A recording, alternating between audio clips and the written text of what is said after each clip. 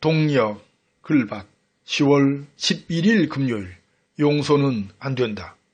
매일 읽어야 할 글밭을 읽을 수가 없었던 요즘입니다. 지난 10월 8일, 적폐 그리고 개혁이라는 글밭에서 멈추었지요. 그 글밭은 다음과 같이 개혁될 것이라는 바람을 담았습니다. 검찰과 사법의 적폐는 대통령의 권한으로 얼마든지 그 청산이 가능하다고요. 언론과 방송의 적폐는 깨어있는 시민들의 힘으로 얼마든지 그 청산이 가능하다고요. 정치의 적폐는 총선이 내년 4월 15일 투표를 통하여 얼마든지 청산할 수 있다고요. 경제의 적폐도 재벌 개혁을 통하여 어렵지 않게 청산할 수 있다고요. 어떤 일이든 상식과 민주를 중심에 두고 풀어나가는 것이 옳습니다. 요즘처럼 수구 꼴통들이 검찰을 앞세워 나라를 뒤흔든 기회 겁난도 다르지 않습니다. 그러니까 상식과 민주라는 잣대를 바르게 써야 한다는 것이죠. 그런데 검찰은 상식이 아닌 몰상식, 비상식으로 조국을 물고 늘어집니다. 민주가 아닌 반민주, 기득권을 지키려는 수구 꼴통들의 몸부림이 도를 넘어서고 있으니까요. 그래서 이 상식과 민주를 잣대로 오늘을 다시금 진단해 보고자 합니다. 검찰은 왜 기회 겁난이라 부를 정도로 2달이 넘게 조국을 물고 늘어지는 것일까요? 언론과 방송은 왜 검찰이 던져주는 먹이만을 문 기레기로 전락된 것일까요?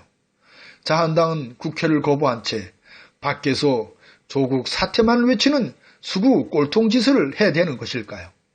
재벌 삼성은 이재용의 상속세를 내지 않으려는 불법과 탈법의 늪에 갇힌 것일까요? 상식과 민주라는 렌즈를 통하여 들여다보면 그 까닭이 훤히 다 보입니다.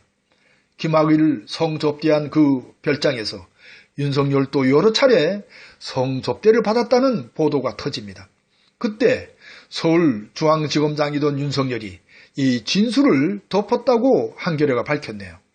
대쪽 같은 조국이 법무장관으로 검찰개혁의 고삐가 당겨질 것이 뻔합니다.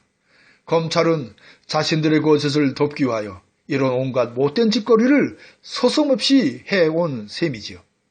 언론과 방송은 검찰이 던져주는 기사거리를 단독으로 붙여 가짜뉴스의 기레기 짓을 합니다. 여기에 재벌은 광고라는 당근으로 언론과 방송을 순하게 길들입니다.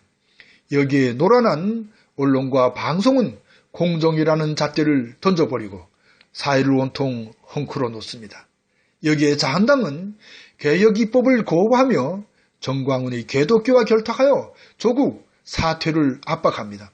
예수를 팔아 자신의 욕심만을 채우려는 일부 기독교 목사들의 타락에 기대고 있으니까요. 이러한 상황에서 천민 자본주의에 빠진 삼성 이재용의 죄도 그냥 넘길 수는 결코 없습니다. 삼바의 뻥튀기, 불법, 탈법 회계와 국민연금에 막대한 손해를 끼친 죄는 상상을 넘어서니까요. 이참에 70여 년간 쌓인 온갖 적폐를 말끔하게 털어내야 합니다. 여기에 법률적으로도 도덕적으로도 깨끗한 조국 법무장관이 있습니다. 지금까지는 똥 묻은 개들이 재 묻은 개를 나무랄 정도를 넘어 물고 늘어졌던 상황입니다. 이명박근혜를 뒷받침하고 민족을 배반하여 일제에 기대어 제 욕심만을 채웠던 저들이죠. 김대중의 화해와 용서, 노무현의 죽음으로도 깨닫지 못한 저들입니다. 하지만 이제는 그럴 수 없을 뿐만이 아니라 용서는 결코 안 된다는 것입니다. 8년 전쯤인 2011년 조국이 묻고 문재인이 답했던 그 검찰개혁이 지금에서야 이루어집니다. 그 개혁의 역사, 그 중심에 바로 내일의 촛불 시민혁명이 있죠.